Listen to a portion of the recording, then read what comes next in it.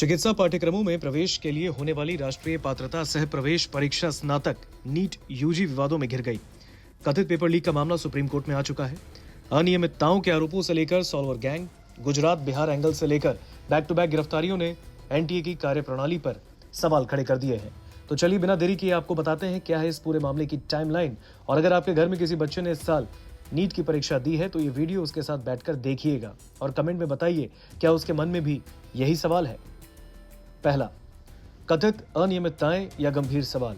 NEET UG को लेकर आरोप लगे हैं कि कुछ छात्रों के अंक बढ़ाए गए और इस वजह से ही इस बार एक नहीं दो नहीं बल्कि रिकॉर्ड 67 उम्मीदवारों ने पूरे अंकों के साथ शीर्ष रैंक हासिल की है। यानी कि 67 छात्रों के 720 में से 720 नंबर आए। वहीं अगर पिछले साल के रिजल्ट की बात करें तो सिर्फ 2 छात्र अव्वल आए थे। तो पहला विवाद का बिंदु तो मार्किंग सिस्टम है, जिसको लेकर छात्र आरोप लगा रहे हैं कि कई उम्मीदवारों के अंक मनमाने ढंग से बढ़ाए गए, जिससे उनकी रैंक प्रभावित हुई। रिजल्ट जारी करते हुए इस बारे में ना तो एनटीए की तरफ से कोई सफाई सामने आई और ना ही डीजी साहब ने कुछ कहा, बस कर दिए तो कर दिए। दूसरा, छात्र को ग्रेस मार्क्स क्यों दिए गए? दरअसल मेघालय, हरियाणा, छत्तीसगढ़, सूरत और चंडीगढ़ में कम से कम 6 परीक्षा केंद्रों पर छात्रों ने परीक्षा के दौरान समय बर्बाद होने की शिकायत की। इन जगहों पर छात्रों को प्रशासनिक कारणों से परीक्षा के उत्तर लिखने के लिए पूरे 3 घंटे और 20 मिनट नहीं मिले।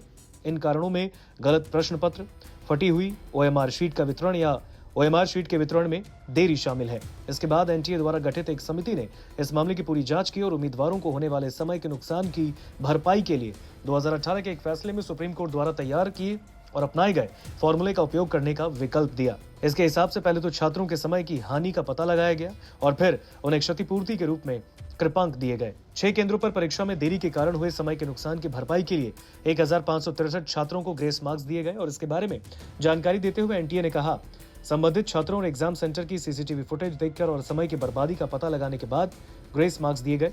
ग्रेस मार्क्स देने की वजह से 2 बच्चों के नंबर 718 और 719 रहे हैं। यह फैसला सर्वोच्च न्यायालय के द्वारा 2018 के फैसले के आधार पर लिया गया फैसला है।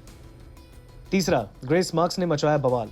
दरअसल इस बार के नीट रिजल्ट में ग्रेस मार्क्स ने ही सारा खेल बिगाड़ा है। इस पेपर में 1563 बच्चों को ग्रेस मार्क्स दिए गए हैं। इससे उनका रिजल्ट शानदार रहा। इस बार कुल 67 बच्चों ने इस एग्जाम में पूरे नंबर प्राप्त किए, जिनमें से 50 बच्चे तो वही हैं जिन्हें ग्रेस मार्क्स मिले थे। इसके अलावा इन 50 में से 44 ऐसे बच्चे हैं जिन्होंने एक सवाल के अलग अलग किताबों में अलग अलग जवाब होने के चलते सही जवाब दिया, जबकि बाकी बच्चों को एग्जाम में वक्त बर्बाद होने की वजह से मुआवजे के तौर पर ग्रेस मार्क्स दिए गए। ग्रेस मार्क्स देने से 1563 बच्चे फायदे में रहे, जिससे 67 बच्चों को फुल मार्क्स मिले और इस कारण के चलते ही इस बार की कट ऑफ बीते सालों के मुकाबले काफी हाई रही।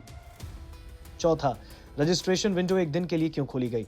इस पूरे मामले में रजिस्ट्रेशन विंडो को दोबारा खोलने का फैसला भी शक के घेरों में है। आखिर जिस एनटीए ने नीट की आवेदन तारीख एक हफ्ते के विस्तार के बाद 16 मार्च को बंद कर दी, फिर अचानक 9 अप्रैल को एक दिन के लिए रजिस्ट्रेशन विंडो क्यों खोली गई? ऐसे में इस 24 घंटे में जिन छात्रों ने रजिस्ट्रेशन कराया उनमें से कितने छात्र क्वालिफाई हुए, इसका डेटा भी एनटीए को बताना चाहिए। और क्या इनमें से कुछ टॉप रैंक भी हैं? शिक्षा मंत्री बोले, नो पेपर लीक। चलिए अब आपको बताते हैं इस मामले में देश के शिक्षा मंत्री ने क्या कहा।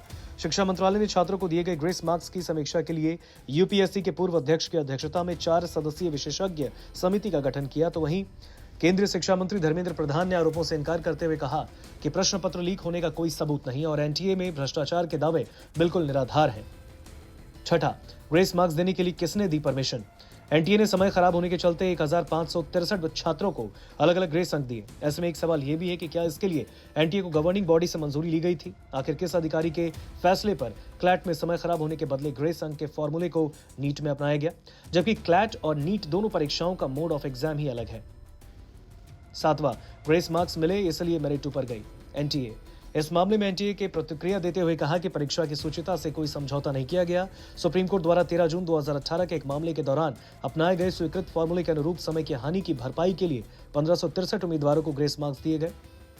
जिन 67 अभ्यर्थियों को 720 में से 720 अंक मिले हैं, उनमें से 44 को फिजिक्स की एक उत्तर कुंजी में संशोधन के कारण इतने अंक मिले और 6 को समय की हानि की क्षतिपूर्ति के लिए दिए गए ग्रेस मार्क्स के कारण ही पूरे अंक मिले हैं। सुप्रीम कोर्ट का रुख, 8वां पॉइंट। जैसे जैसे ये मामला बढ़ता गया, छात्रों का रोष सड़कों पर देखने को मिला।